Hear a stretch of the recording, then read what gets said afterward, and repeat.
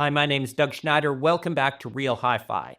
This episode closes off a trilogy of sorts about speaker diaphragm materials, and do they matter in terms of the sound you hear? Yes, they do. But what this episode is going to focus on stems from a comment made about the first video with a question in it. If you're worried about the speaker diaphragm materials, does it matter if all the materials for all the drivers, the tweeter, the mid-range, and the woofer, for example, are the same?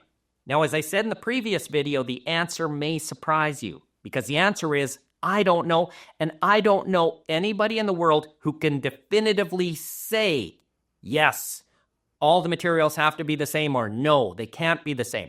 But what I am going to tell you is what I know about the topic and what others have told me about the topic. Now, what I do know and you should know is hardly any companies use the same material for all the drive units. In fact, when I thought about it, only two popped to mind, though there could be more, but two popped to mind: Yamaha and Vivid Audio. Insofar as Yamaha goes, they started using a material called Xylon in the NS5000 loudspeaker, introduced, I think, 8 years ago, and it's in all the drive units there, and in all the drive units of a subsequent smaller speaker called the NS3000. Since then, they've introduced lower-priced speakers that use a derivative of Xylon for all the drive units. For Vivid Audio, from the entry-level Kaya S12 loudspeaker right up to the flagship Moya M1, they all have diaphragms made from an aluminum alloy. This consistency in the driver diaphragm material is really a hallmark of Vivid Audio co-founder and chief designer Lawrence Dickey, who began doing so when he was at Bowers and Wilkins, and he designed the Nautilus loudspeaker back in the early 1990s.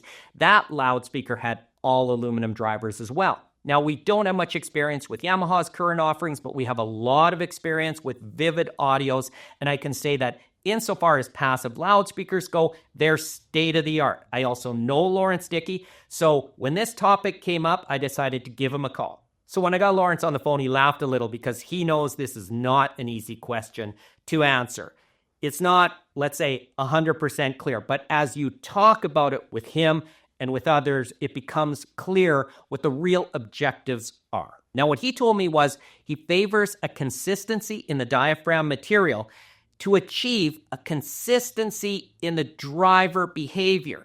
The way he designs in terms of the shape of the diaphragm, the motor system, the surround, all of that, he can get the kind of consistent behavior from driver to driver as he implements them in the system. And that's what's really crucial. Now, he does it with one material. Other designers have said the same thing. They're looking for a consistency in terms of performance in the driver's passband. And just know that the driver's passband is its operating range, the range of frequencies it's intended to reproduce.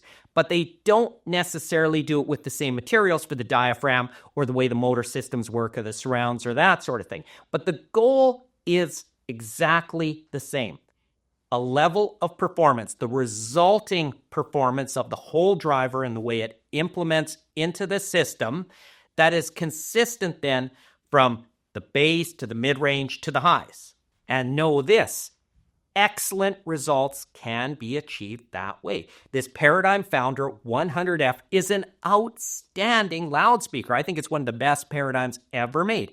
And each driver type uses a different material for its diaphragm. However, I know from talking to the designers, the goal is just like Dickey's, a certain behavior, in their case, pistonic behavior from the driver. The driver isn't flexing and imparting its own sonic signature. It's staying rigid through the passband of each. And that's really the thing. They're looking for the way the driver behaves within its passband and the way it integrates then with the other drivers in the system. Now, Dickey does it with a single material.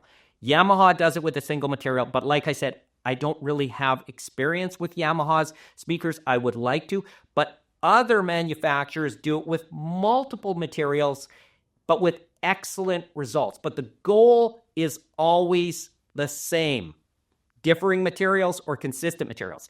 It's how the driver behaves in its passband and how it integrates into the system as a whole. And what this really brings me to is a final closing note about a criticism some people leveled at my previous videos, a criticism I agree with, and that is when I'm talking about diaphragm materials, I'm getting into the weeds. But here's the thing, I like to get into the weeds, and I know others do too.